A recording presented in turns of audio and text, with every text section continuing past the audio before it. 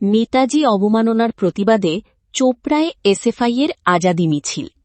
মঙ্গলবার দাসপাড়া এলাকায় SFI Chopra local কমিটির উদ্যোগে এই মিছিল বের করা হয়। এই মিছিলে এলাকার বিভিন্ন স্কুলের ছাত্রছাত্রীরা অংশ নেন। হাতে জাতীয় পতাকা এবং মনীষীদের ছবি নিয়ে মিছিলটি দাসপাড়ার পীর সাহেব মোড় থেকে শুরু হয়ে বিভিন্ন পথ পরিক্রমা করে লালবাজারে গিয়ে শেষ হয়। সেখানে একটি পথসভাও অনুষ্ঠিত হয়। মিছিল ও পথসভা থেকে বিজেপি সাংসদ অনন্ত মহারাজের তীব্র সমালোচনা করা হয়।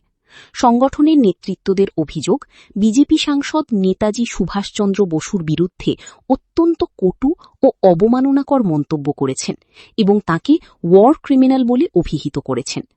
অবিলম্বে তাঁর সাংসদ পদ খারিজ এবং তাঁকে গ্রেপ্তারের দাবি তোলেন ছাত্রনেতারা। আমাদের আজকের মিছিলের মূল উদ্দেশ্য, যেভাবে নেতাজিকে অপমান করা হচ্ছে, নেতাজির উত্তর কলকাতা শহরে নেতাজির মূর্তি ভাঙা হচ্ছে, এই বিজেপি সরকার এসে আরএসএস পরিচালিত নেতাজি আজাদ হিন্দ ফৌজ নিয়ে অনন্ত মহারাজ কুরুচিকর মন্তব্য করছেন এবং আমাদের রাজ্য সরকার শুভেন্দু অধিকারী বলেছেন যে নেতাজিকে যে কিংবা যারা অপমান করবে তাদেরকে আমরা গ্রেপ্তার করব। তাহলে বর্তমান রাজ্য সভাপতি এবং রাজ্যসভার সংসদ নেতাজিকে মোরার ব্লকের গুন্ডা বলেছেন। আমরা চাই যদি কাউকে গ্রেপ্তার করতে হয় তাহলে নেতাজি রাজ্যসভার সাংসদ এবং রাজ্যসভার সভাপতি শ্রমিক ভট্টাচার্যকে অবিলম্বে গ্রেপ্তার দিয়ে শুরু করতে হবে এবং অনন্ত মহারাজকে সেই টিএমসি সরকার বঙ্গবিভূষণ সম্মান দিয়েছিল।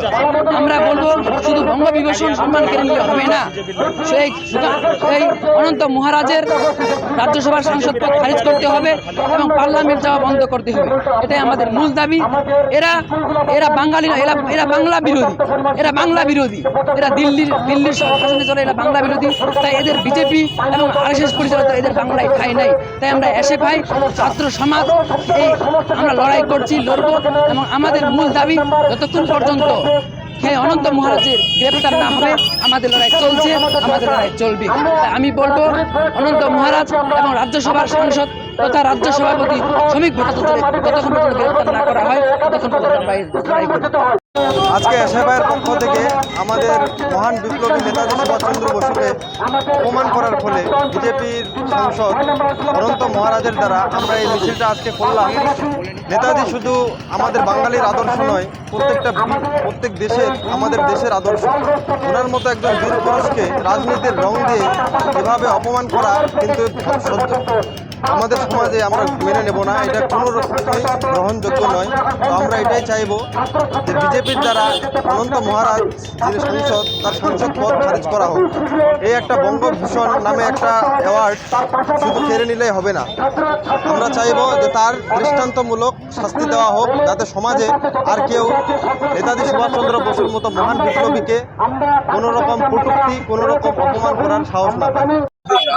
আমরা জানি বিজেপি সাংসদ অনন্ত মহারাজ আমার নেতাজিকে নিয়ে কটূক্তি করেছে, তাকে ওয়ার ক্রিমিনাল বলেছে। তারই প্রতিবাদে আমরা সাধারণ ছাত্রছাত্রীরা এসএফআইয়ের ব্যানারে আমরা দাসপাড়া পীর সাহেব মোড় থেকে লালবাজার অবধি মিছিল করে পথসভা করছি। এবং আমরা জানি কিছুদিন আগে আমাদের সুকান্ত ভট্টাচার্য, আমাদের কিশোর কবি, তাকে অপমান করা হচ্ছে, তারও বিরুদ্ধে আমরা এখানে প্রতিবাদ সভা করছি।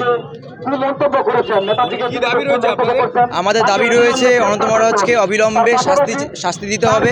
শুধু তাকে যে পদ্মবিভূষণ নাকি তাকে যে একটা অ্যাওয়ার্ড দেওয়া হয়েছে সেটা কেড়ে নিলে পরে হবে না।